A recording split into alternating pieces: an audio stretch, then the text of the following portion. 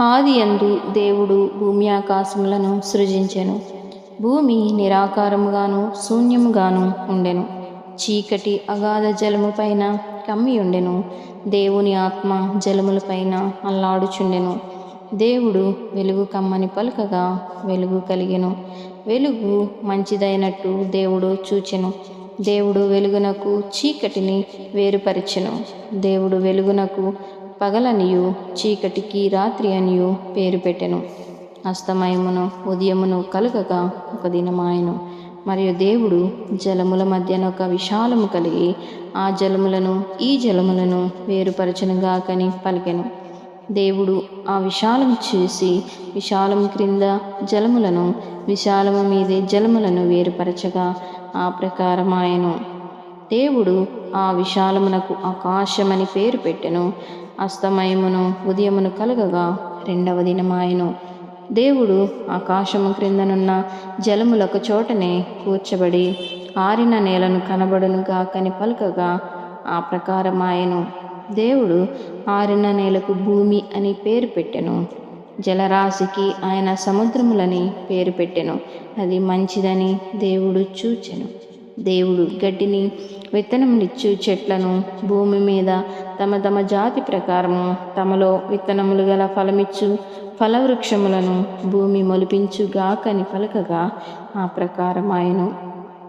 భూమి గడ్డిని, తమ తమ జాతి ప్రకారము విత్తనములిచ్చు చెట్లను, తమ తమ జాతి ప్రకారము తమలో విత్తనములు గల ఫలవృక్షములను మొలిపింపగా అది మంచిదని దేవుడు చూచెను. అస్తమయమును ఉదయమును కలగగా మూడవ దినమాయెను. దేవుడు పగటిని రాత్రిని వేరుపరిచినట్లు ఆకాశ విశాలమందు జ్యోతులు కలుగునుగాకనియు అవి సూచనలను, కాలములను, దిన సంవత్సరములను సూచించుటకై యుండుగాకనియు భూమి మీద వెలిగిచ్చుటకును అవి ఆకాశ విశాలమందు జ్యోతులై ఉండును గాకనియు పలికెను. ఆ ప్రకారమాయెను. దేవుడు ఆ రెండు గొప్ప జ్యోతులను, అనగా పగటిని ఏలుటకు పెద్ద జ్యోతిని, రాత్రిని ఏలుటకు చిన్న జ్యోతిని, నక్షత్రములను చేసెను. భూమి మీద వెలిగిచ్చుటకును, పగటిని రాత్రిని ఏలుటకు, వెలుగును చీకటిని వేరుపరచుటకును దేవుడు ఆకాశ విశాలమందు వాటి నుంచెను. అది మంచిదని దేవుడు చూచెను. అస్తమయమును ఉదయమును కలగగా నాలుగవ దినమాయెను. దేవుడు జీవము కలిగి చలించు వాటిని, జలములు సమృద్ధి పుట్టించును గాకనియు పక్షులు భూమిపైని ఆకాశ విశాలములో ఎగురును గాకనియు పలికెను.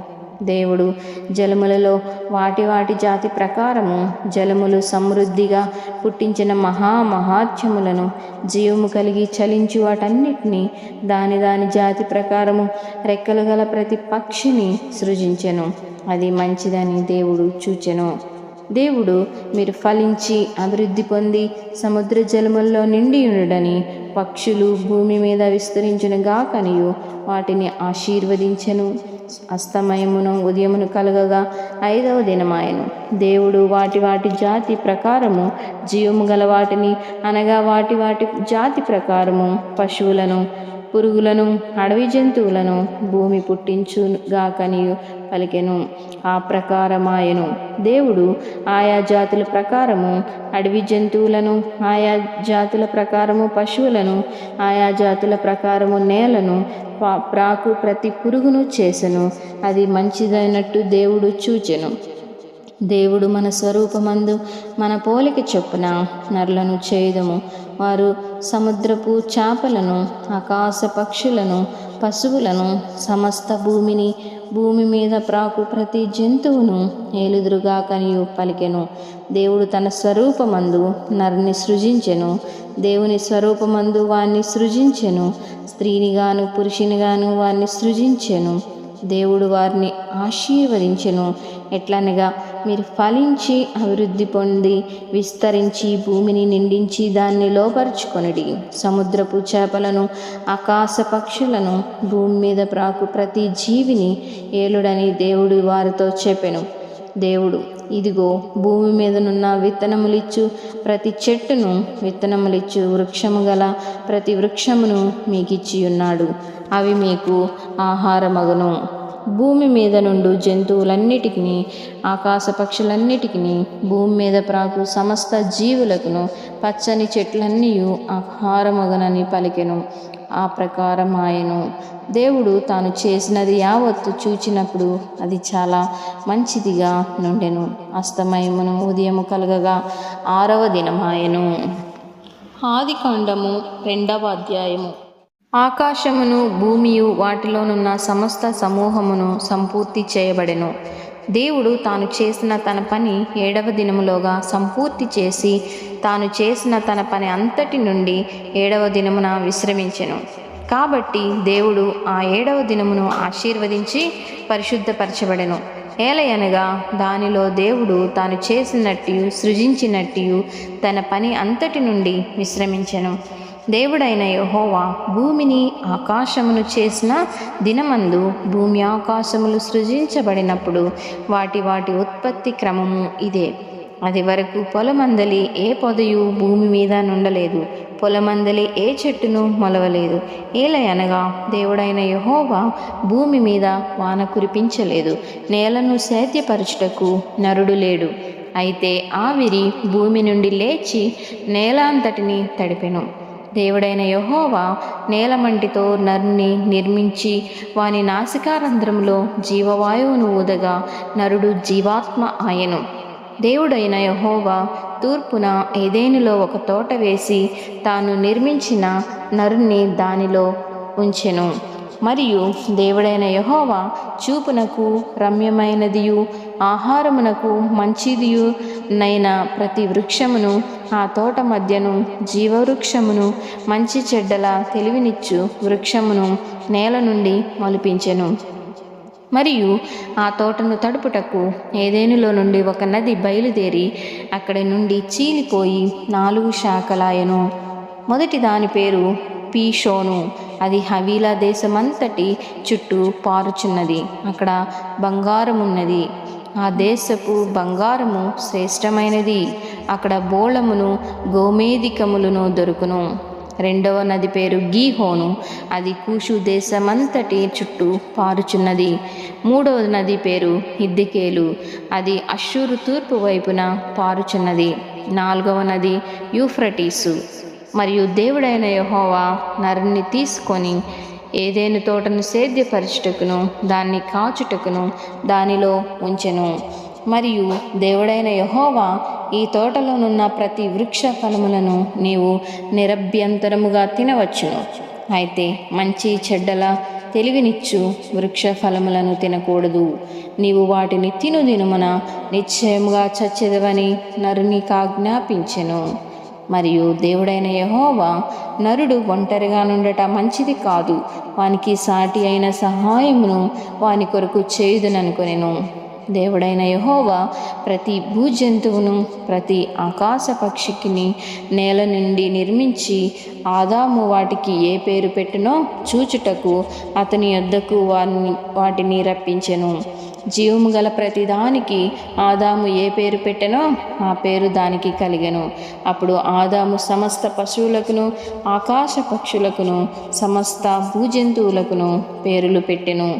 అయినను ఆదామునకు సాటి అయిన సహాయము అతనికి లేకపోయెను. అప్పుడు దేవుడైన యెహోవా ఆదామునకు గాఢ నిద్ర కలుగు చేసి అతడు నిద్రించినప్పుడు అతని ప్రక్కటెముకలలో ఒకదాన్ని తీసి ఆ చోటును మాంసంతో పూడ్చివేసెను. తరువాత దేవుడైన యెహోవా తాను ఆదాము నుండి తీసిన ప్రక్కటెముకను స్త్రీనిగాను నిర్మించి ఆమెకు ఆదామునొద్దకు తీసుకొని వచ్చెను. అప్పుడు ఆదాము ఇట్లన్నెను, నా ఎముకలలో ఒక ఎముక, నా మాంసములో మాంసము, ఇది నరునిలో నుండి తీయబడెను గనుక నారి అనబడను.